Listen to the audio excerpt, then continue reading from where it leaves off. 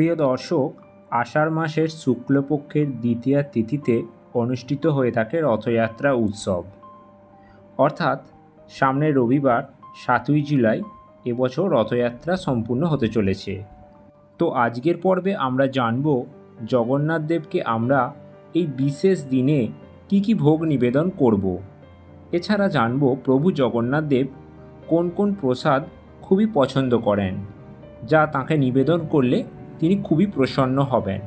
যদিও ভক্তরা তাঁদের সাধ্যমতো যে প্রসাদই তাঁকে নিবেদন করেন তিনি তাই গ্রহণ করেন, তবুও আপনি যদি জানতে চান যে কি কি প্রসাদ তিনি খুবই পছন্দ করে থাকেন, তো আজকের ভিডিওটি শেষ পর্যন্ত দেখতে থাকুন।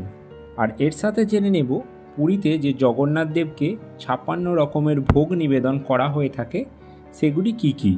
চলুন তাহলে শুরু করা যাক। প্রথমেই জেনে নিই যে 56 রকমের ভোগ দেওয়া হয় তার মধ্যে কি থাকে।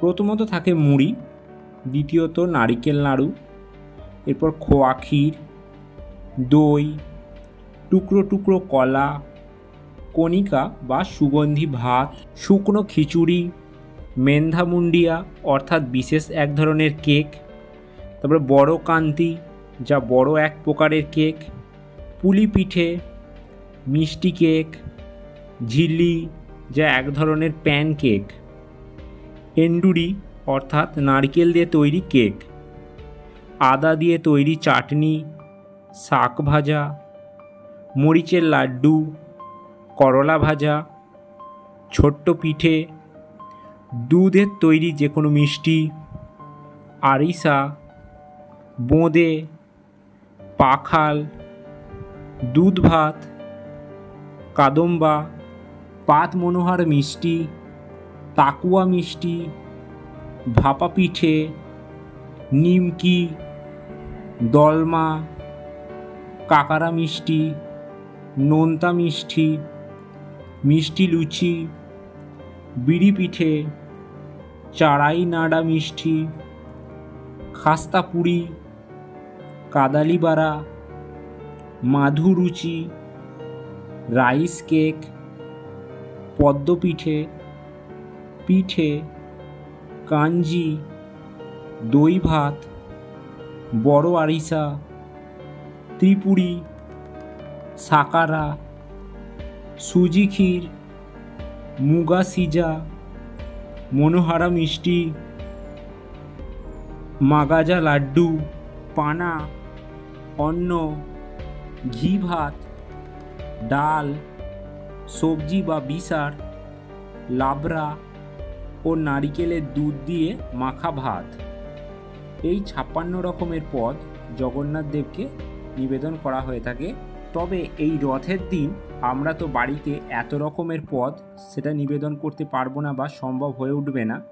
তাই আমরা যে বিশেষ ধরনের খাবারগুলি প্রভুকে নিবেদন করব সেটা 2 রকমের হয়ে থাকে।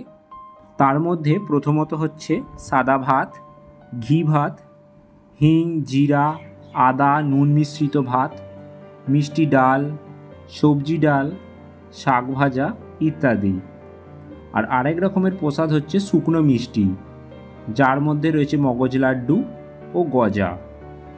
তাই বাড়িতে আপনারা জগন্নাথ দেবের পূজা করলে তাকে নিবেদন করতে পারেন ঘি বা এই জিরা রাইস, সবজি ডাল, তার সঙ্গে গজা, লাড্ডু, এছাড়া নারিকেলের লাড্ডু ও খিচুড়ি, পুলি পিঠে ইত্যাদি মিষ্টি নানান রকমের পদ তাকে নিবেদন করতে পারেন। এছাড়া জগন্নাথ দেবের অতি প্রিয় একটি মিষ্টির মধ্যে রয়েছে রসগোল্লা ও অমৃতি, এবং প্রভু মালপোয়াও খুব পছন্দ করে থাকেন। তাই ফলের সাথে অবশ্যই আপনারা বাড়িতে মালপোয়া তৈরি করে ভোগ হিসেবে তাকে নিবেদন করবেন। এবং ফলের মধ্যে অবশ্যই জগন্নাথ দেবকে কাঁঠাল দেবেন, তিনি কাঁঠাল খুব পছন্দ করে থাকেন। এবং অবশ্যই পূজার সমস্ত প্রসাদের সাথে তুলসী পাতা অর্পণ করবেন। তো প্রিয় দর্শক, আজকের ভিডিওটি এখানেই শেষ করলাম। আশা করি এই ভিডিওটি আপনাদেরকে সমৃদ্ধ করেছে। ভিডিওটি ভালো লাগলে অবশ্যই লাইক, শেয়ার, কমেন্ট করুন এবং চ্যানেলে নতুন হয়ে থাকলে চ্যানেলটি অবশ্যই সাবস্ক্রাইব করে রাখুন।